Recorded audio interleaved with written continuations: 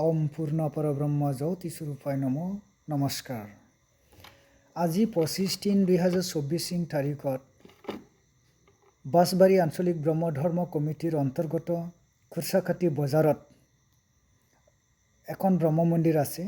এই অঞ্চলৰ 7খন গাঁৱৰ ব্ৰহ্মধৰ্মাৱলম্বী লোকসকলে আজি উপস্থিত হৈ আজিৰ যিটো দৌল পূৰ্ণিমা তিথিক সংগতি ৰাখি ইয়াত এটা যজ্ঞ আয়োজন কৰা হৈছে। আহ্বানক্ৰমে ময়ো এই যজ্ঞত উপস্থিত হৈ আগভাগ লৈছিলোঁ আৰু ইয়াতে যজ্ঞ শেষ হোৱাৰ পিছত আমি আনুষ্ঠানিকভাৱে শাস্ত্ৰপাঠ আৰু ধৰ্ম আলোচনা কৰা হৈছিল।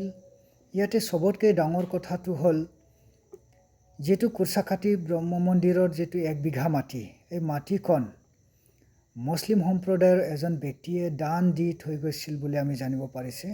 এখেতৰ নাম আছিল স্বৰ্গীয় হজৰত চিকদাৰ আৰু এখেতৰ দেউতাৰ নাম আছিল স্বৰ্গীয় নটু আলী চিকদাৰ, গাঁও মলানডুবি।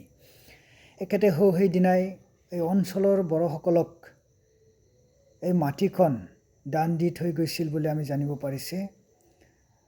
এখেতে ভাবিছিল যে এই অঞ্চলৰ বড়োসকলে ইয়াত ব্ৰহ্ম মন্দিৰ গঢ়ি পেলাই পূৰ্ণিমা অমাৱস্যা তিথিৰ লগতে বিভিন্ন তিথিত যজ্ঞ দি পেলাই ইয়াত ধৰ্ম আলোচনা কৰা হওক বুলি ডাঙৰ এটা আশা ৰাখি এই 1 বিঘা মাটিখন দি থৈ গৈছে বুলি এখেতৰ ল'ৰা সন্মানীয় মহম্মদ জিন্নাত চিকদাৰ ডাঙৰীয়া আমাক জনাইছে। আৰু এখেতে স্পষ্টকৰণটো দিছে যে এই অঞ্চলৰ বড়োসকলৰ মংগলৰ কাৰণে বা ইয়াত ব্ৰহ্ম মন্দিৰ গঢ়ি পেলাই যিটো ধৰ্ম আলোচনা কৰিবলৈ যিটো স্থান আমাৰ দেউতাই দি গৈছে সেইটো আমি কেতিয়াও নস্যাৎ কৰিব নোৱাৰোঁ। আৰু আমি দেউতাই যে বড়োসকলক এই মাটিখন 1 বিঘা মাটিখন দান দি থৈ গৈছে তাকে আমি গৌৰৱ অনুভৱ কৰোঁ বুলি এখেতে স্পষ্টকৰণটো দিছে।